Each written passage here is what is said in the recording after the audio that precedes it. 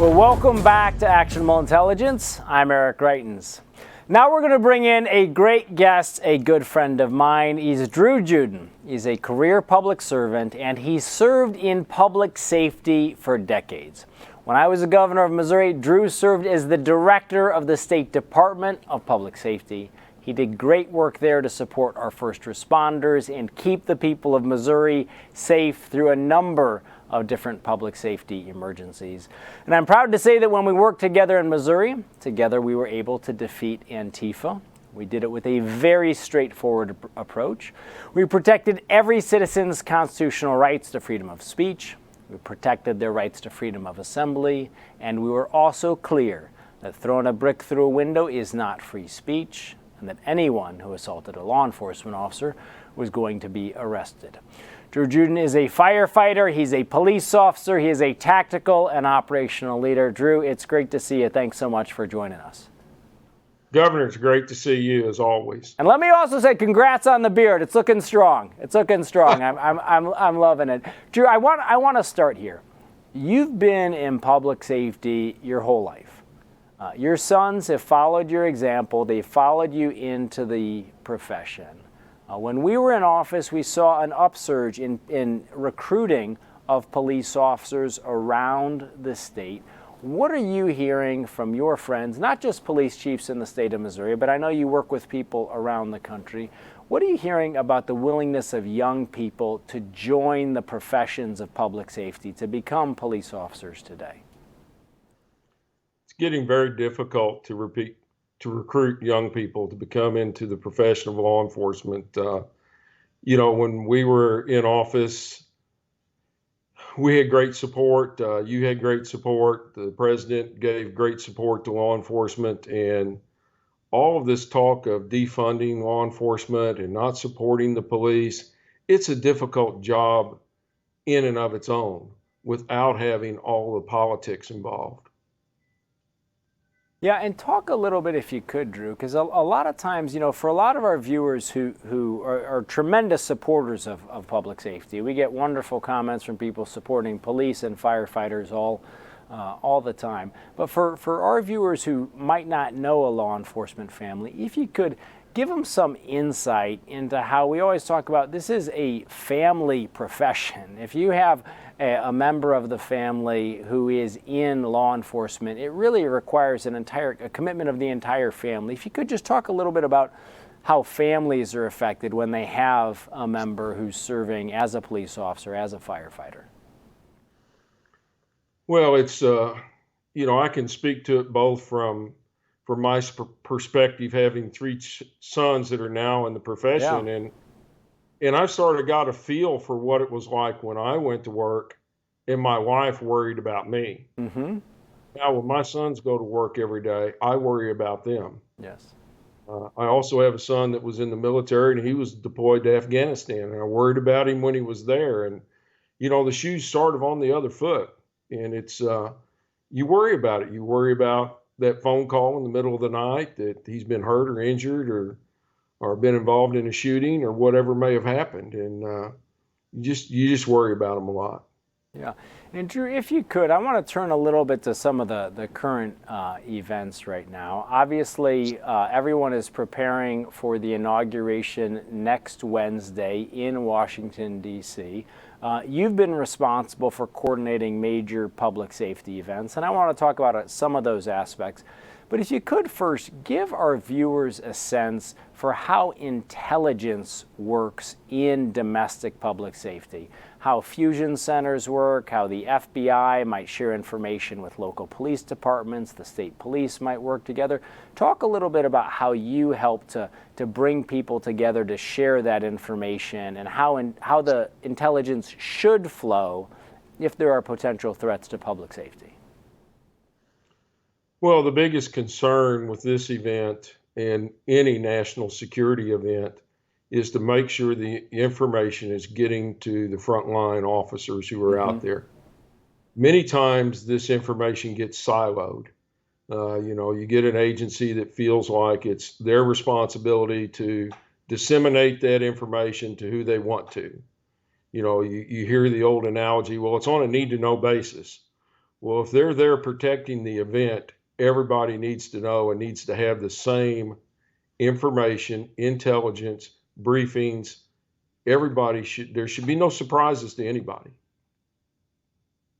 Yeah, and talk, if you would, a little bit about like the sources of that intelligence, because a lot of times when people think about intelligence, they might think about it as we used it overseas in the military. They think about, you know, what's happening with the enemy. They think about, you know, intelligence briefings that they might have seen in a movie. In the world of domestic public safety, it's a little different. You might have police officers who are talking with sources on the ground. You might have federal agencies who have different insights. Talk, if you would, about the whole range of different sources of intelligence that might come in to folks who are trying to keep public safety during an event like an inauguration. Well, the fusion centers are so important, and that's sort of an intelligence gathering center. And they'll gather everything that they can get from human intelligence, which could be law enforcement who has confidential informants on the ground. It could be from undercovers that are embedded with some of these organizations. And probably one of the biggest intelligence gathering spots today is social media. Getting out there and surfing that social media network and looking for keywords and bringing that information into the Fusion Center, vetting it, determining what's important to the event and what's just loose chatter. Yeah.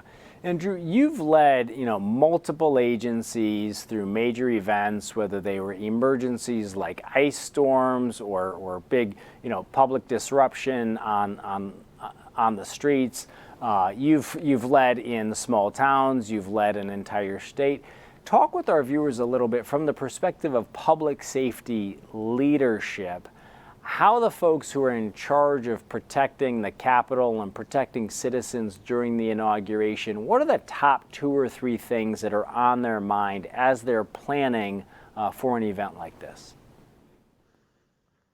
Well, I think that there's a lot of national security events that have been held. I watched a news story earlier, and they said I think this was the 68th national security event. My concern in watching this event unfold is the fact that this is probably the most important event that's ever had a direct threat made to the event. A lot of the events are planned, whether it's a World Series or whether it's a presidential visit or whether it's presidential debates. You know, there's generally not a lot of threats made at those events. There's been a lot of information, a lot of intel that's come in. And my concern is to make sure that I hope they're making sure, the leadership especially, that the information's getting down to the front line, that they have good, clear, and concise rules of engagement, that they have some training that's taking place prior to the event, because many of these law enforcement agencies, military units have never worked or trained together, and that is so crucial.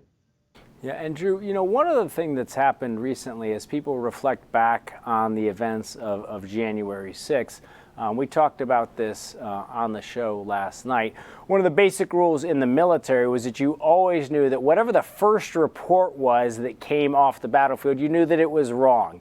It didn't mean that people had sent it up intentionally wrong, but you always knew whatever that first report was, that additional facts would come in. Talk about how, and again, you've done investigations at every level. Talk about how important it is to do investigations over time, and how the picture that you might first see can change quite quickly as the investigation continues.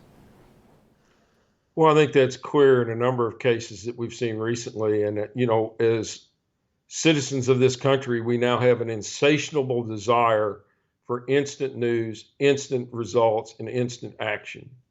And many of these events are very complex, and it's going to take weeks, days, and months to sort them out. And we shouldn't let the facts interfere with the news, should we? Right. Right. Well, certainly, we're going to try to make sure that we stay focused on the facts here. Andrew, what advice or words would you have for all of the officers? There are tens of thousands of them, National Guard, public safety, firefighters who are on the front lines right now. Any words of advice or wisdom from you to them? I just want to be safe and get plenty of rest and sleep and train and be prepared and make sure they all go home to their families. Awesome, awesome. Andrew, when you've been talking with your sons, and again, you've had your sons follow you into the profession of public safety.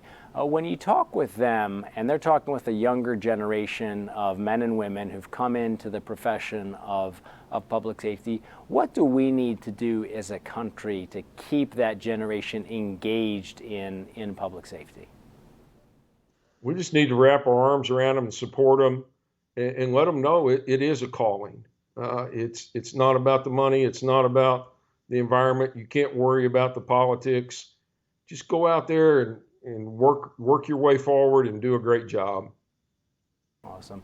Well, again, Drew, greatly appreciate you making the time to join us. Folks, that's Drew Juden, career public safety officer, former director of the Missouri Department of Public Safety, offering some of his insights on what's happening in the minds of public safety leaders and also the men and women who are on the front lines right now thinking about the inauguration that's going to be happening next week. Now stay right with us, because coming back right after the break, we're joined again by John Solomon, founder and editor-in-chief of Just the News. He's got some really important information that you're going to want to hear. Stay right with us. We'll be back in a minute.